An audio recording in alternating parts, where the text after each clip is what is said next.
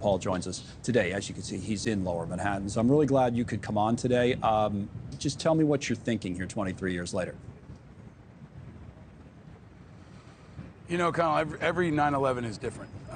The biggest thing, I can't believe it's been 23 years. But 23 years ago, I was up there with thousands of other people just doing what we could. It was, you know, the darkest and scariest day of my life in many ways, but it was also the most inspiring and the most unifying, because what we saw on that day is the best of America. And frankly, I haven't seen that kind of unity and cohesion and patriotism since. But what I remember most of all is everyday people chipping in and helping each other out, working as a team of Americans in a way that still stands with me, and I think is the most important, everlasting message of 9/11, is that we can come together, we can be united, and we can emerge. I never would have thought 23 years ago I'd be back here now. There'd be kids behind me on scooters. My kids go to school just a couple of blocks away. So I think it's a testament to the resilience and the strength and the courage of America that we can rebuild downtown to look like what it does right now behind me. You're right, it's beautiful. You know, I'm glad you brought that up.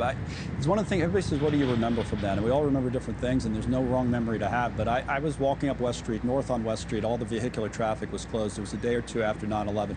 And the crowds that came out, there were hundreds, if not thousands of people. It was almost like they'd come out lining the street like you see at the marathon.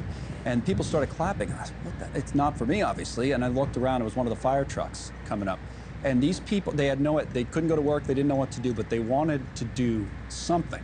And they all showed up. And you do forget that spirit, but you know, it's there, right? It'll always be there. What did you feel today with the ceremonies? I know there's some politics involved in it, but with the ceremonies this morning in New York. You know, I remember that. I remember the first time I went north of Canal Street. I think I was in the back of a deuce and a half in the National Guard, and people were cheering for us. Yeah. It was like two different worlds. It was like coming out of a time warp. We were in the dust. We were in that carnage and the magnitude of it. It was so big.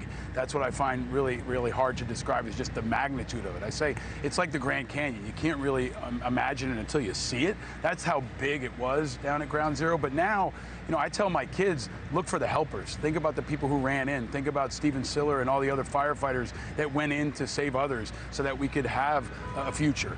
The courage, the resilience, the toughness that we saw on that day. You know, my little boys now know that 9/11 means they're going to see every fire truck in New York City, and they're going to see the streets lined with heroes. So we use it as a moment to appreciate what we've got, to hold those who we love a little bit closer, and to say thank you to all those people who are out there every day. You know, never forget means not just remembering on 9/11, it means remembering every day, and especially remembering all those helpers that sacrifice for us when no one's looking and when there aren't TV cameras down here. And as you say, every anniversary is different for different reasons. The day itself, as Lee Harris pointed out, you know, the big story was the mayoral primary. Mike Bloomberg ended up being the mayor in that race, as we all remember now. But that was the big story up until the attack.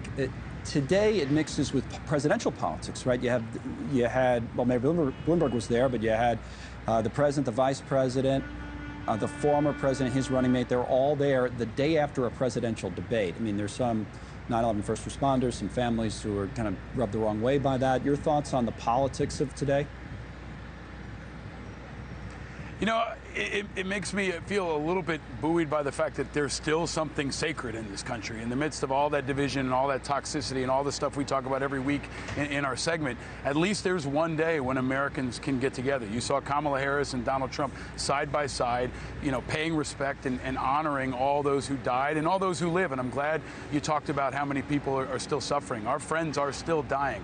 You know, cops, firefighters, Port Authority workers, so many folks that are still right now suffering with 9/11 related illnesses. And they need all those politicians to stay focused on it, to ensure that the 9/11 health registry is funded forever and that we and our families get whatever kind of support we need. But when these cameras go off, I'm going to get texts and phone calls from friends who still need health care. And I think that's an important part that all politicians should be able to unite around. If you never forget, show us, put your money where your mouth is, and make sure you take care of all those men and women who are still suffering right now. Isn't that a crazy number? The 343 firefighters that died that day is a crazy enough number. But to think of all that have died since, as we showed a moment ago, I mean, it's just hard to wrap your head around. Yeah, I mean, but it's our reality. I mean, if you are connected to the FDNY or the NYPD, you know that there are funerals happening every week. I've interviewed a lot of these guys and gals on my show over the years, and the fight goes on. And I think, it's amazing to see their strength and their courage, but how crazy is it that we had to go down to Washington to fight to get health care? Everybody said they loved us and they saluted us, but we still had to go down hat in hand and beg for funding from Congress. So I think it's kind of a double-edged sword that reminds us the greatness of America and still how much work is to be done. But at the end of the day, I think about the heroes. I think about the old saying from Mr. Rogers, when things are really bad, look for the helpers, look for the people who are running in when others are running out. And that's what I teach my kids. And I think that's what the next generation that wasn't even born when 9/11 happened need to understand and appreciate, that we're going to need helpers again. And you can look to the inspiration of that day to provide it for you. Thank you, my friend, especially today. Thanks for coming on. Thanks for doing this, Connell. Appreciate it. Paul Rykoff. We'll be right back here.